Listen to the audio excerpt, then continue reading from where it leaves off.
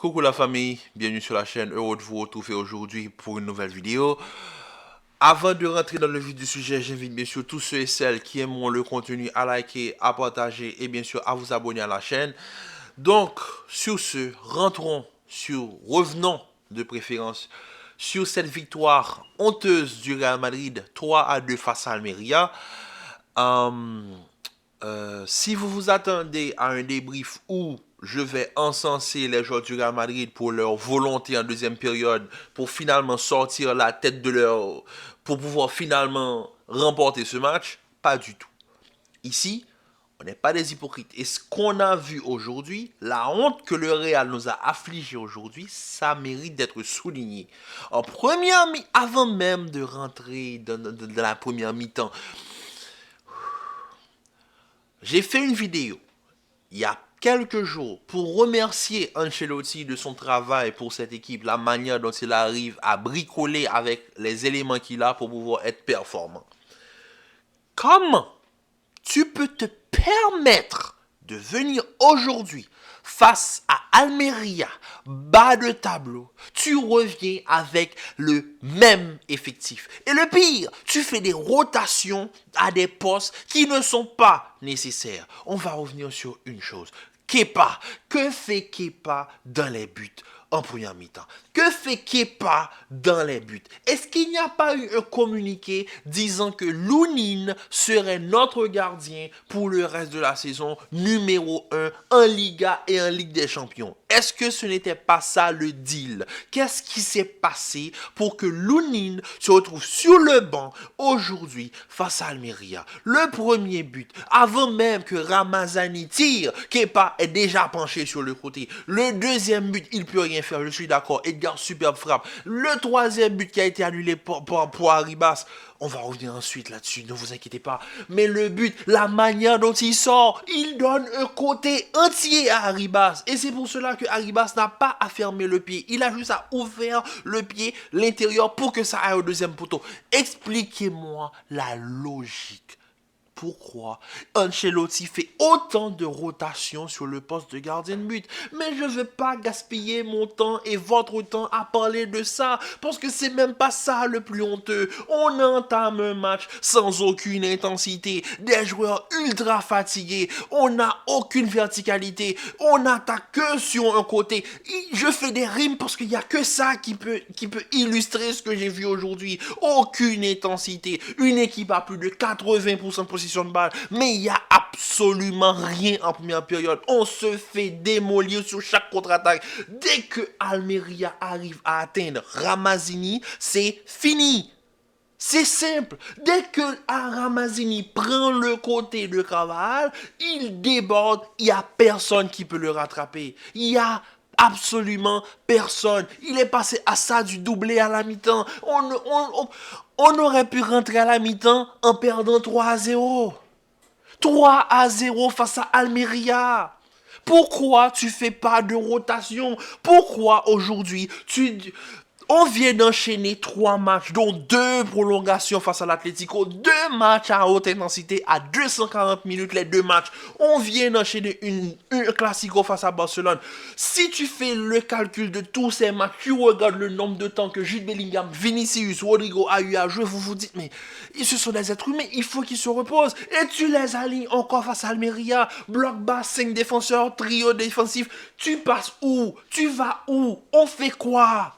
Mais expliquez-moi pourquoi il est venu avec un système typique de ce que le Real a fait les 3 derniers matchs.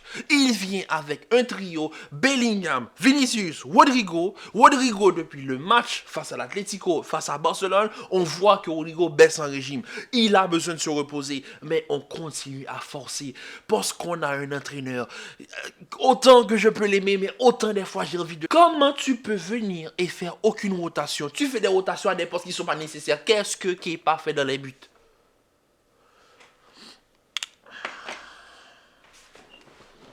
L'arbitrage. Si on nous traite de Real Vardrid après ce match, on n'a qu'une seule chose à se dire, c'est se taire. Comment tu peux siffler penalty sur cette faute? Pour vous, est-ce qu'il y a main? Oui, la main est détachée. Je suis d'accord. Et la surface du corps a été étirée, penalty. Je peux comprendre. Mais il y a la tête de Ocelou qui renvoie le ballon sur le bras du défenseur brésilien. Est-ce que ça peut être considéré comme un penalty? Pour certains, oui. Pour d'autres, non. À mon avis, c'est le penalty de la honte. Bravo, Bellingham, 14 buts, c'est bien. Aujourd'hui, c'est le seul joueur que je ne peux pas critiquer. Il a fait son match comme d'habitude. Mais on voit que c'est un jeu qui force, mais qui... Oh! Ensuite, le deuxième but. Vinicius. Polémique. Encore la VAR. Qu'est-ce qui s'est passé? Vinicius qui marque de l'épaule. Mais on sait très bien que la balle n'est pas forcément totalement à l'épaule. Effectivement, la trajectoire du ballon fait que c'est seulement avec l'épaule que ce ballon pourra avoir cette trajectoire. Si le ballon avait tapé là à le bras, le ballon n'aurait pas eu cette trajectoire un petit peu lobée que la balle a eu. Mais il a fallu que ce soit un penalty discuté, un but marqué de l'épaule, et ensuite une équipe qui force jusqu'à la fin. Et en plus, 11e minute de temps additionnel, que Cavale plonge pour sauver cette équipe et nous donner la victoire et prendre la première place de la Liga. C'est une honte. Ce que j'ai vu aujourd'hui, c'est une honte. Une honte. C'est la première fois que je vois un match du Real que je ne peux même pas débattre avec des Catalans qui sont en train de nous démonter sur tous les réseaux. On ne peut absolument rien dire, c'était pas nécessaire. Mais comment tu peux expliquer que tu joues face à Almeria, que tu as plus de 80% de possession de balle, qu'à la mi-temps tu perds 2-0 et qu'il a fallu un turnover à la mi-temps pour pouvoir et même essayer quelque chose? Était-ce nécessaire? T'as pas de joueurs sur le banc? Les Arda Güler, les Nico Paz qu'on ne voit plus depuis quelque temps. Comment ça s'appelle là? Tu commences ce match aujourd'hui face à Almeria. Était-ce nécessaire? Pourquoi tu fais pas un système Brahim Diaz, Ocelou, Rodrigo, je sais pas, ou bien un milieu? Tu fais un milieu Nico Paz, Camavinga, Toni Kroos, un trio d'attaque, Arda Güler qui est à son poste de numéro 10, accompagné de Ocelou et Brahim Diaz, tu essaies de concocter quelque chose. Si tu vois que ça marche pas à la mi-temps, à ce moment-là, tu mets les joueurs titulaires. Mais on joue face à Almeria. Oui, on joue la première place. Mais il y a une accumulation de matchs qu'on vient d'enchaîner. 3 gros matchs à 2 matchs à prolongation. 2 matchs à haute intensité face à des blocs bas. Les joueurs ont tout donné dans les 2 matchs. On a vu qu'au bout dans le dernier derby, là, le derby qu'on perd, on voit que les joueurs du Real étaient à bout physiquement. Ils ne pouvaient plus répondre. Qu'est-ce qu'il faut à Ancelotti pour comprendre qu'il faut une rotation? Qu'est-ce qu'il faut dire? Qu'est-ce qu'il faut faire? L'entraîneur d'Almeria, il a entièrement raison. Ah, j'étais là, je regarde le match, je vous dis que j'étais comme ça. J'avais pas les mots pour expliquer ce qui se passe. Quand le Real marque les buts, c'est la première fois que le Real marque et que moi je ne suis pas content. Au contraire, je suis même énervé. Quand le but de Vinicius a été attribué, j'ai été très fâché. Mais vraiment, j'avais même plus envie de regarder le match. Parce que c'est pas logique que le Real doive marquer 3 buts à l'Almeria. En plus, on joue chez nous. Et que ça soit 2 buts sur 3 plus que contesté. Plus que contesté. Quand l'entraîneur d'Almeria s'est énervé, je peux le comprendre. Le premier but, il faut voir que Ocelou dévie la balle. Première faute. Deuxième faute. Le but, troisième but, non accordé à Almeria, en disant faute de Poli. Je suis d'accord qu'il tape le visage de Bellingham. Là, il n'y a pas de problème, il y a faute. Là, je ne vais même pas discuter avec vous. Il y a faute. Mais quand même, comprenez, ils menaient 2-0. Ils arrivent à 3-1. Ensuite, ils encaissent un but. Marqué de l'épaule. Marqué de l'épaule. Et un ballon qui est entre l'épaule et le bras.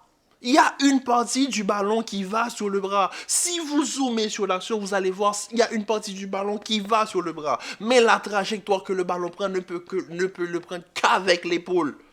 Mais est-ce que c'était nécessaire de faire ça aujourd'hui? Un dimanche? Si vous aimez pas vos fans, dites-le. Mais franchement, si vous aimez pas vos fans, dites-le. On est là, tranquille, on se dit, ok, on va chercher la première place de la Liga face à un bas de tableau. On s'attend du moins à du spectacle. Ah, si c'est pour le spectacle, on en a eu. Mais un spectacle vraiment honteux. C'est honteux. Si vous êtes eux, moi je peux me dire qu'une seule chose, je ne veux même pas me satisfaire de la première place de la Liga. Prendre la première place de cette manière, non, non, non. Il faut avoir quand même un petit peu de gêne. Il faut être, voilà, conscient de ce qui s'est passé aujourd'hui. Et aujourd'hui, être premier de cette manière, c'est honteux. C'est vraiment honteux. Le seul moyen pour que le Real efface cette image de ma tête, c'est-à-dire cette image de la tête de plusieurs Madrilènes, quand je sais que je ne suis pas le seul, de cette performance plus que pittoresque, plus que exécrable face à Almeria, il faut que le Real fasse un sans faute pour le reste de la saison. Et avec des matchs de haut vol, de haute qualité, de haute grande qualité, il faut que le Real fasse un sans faute techniquement. Parce qu'aujourd'hui, c'est pour la première fois que je le dis, j'ai honte. J'ai honte. Mais j'ai vraiment honte. Les buts peuvent être contestés. Il y en aura qui seront pour. Il y en aura d'autres qui seront contre. Mais être premier de cette manière-là, c'est honteux. C'est honteux. Donc, sur ce, la famille, je vous dis à tout à l'heure pour la vidéo du Barça face au Betis de Séville. Donc, prenez soin de vous. Commentez, likez, partagez.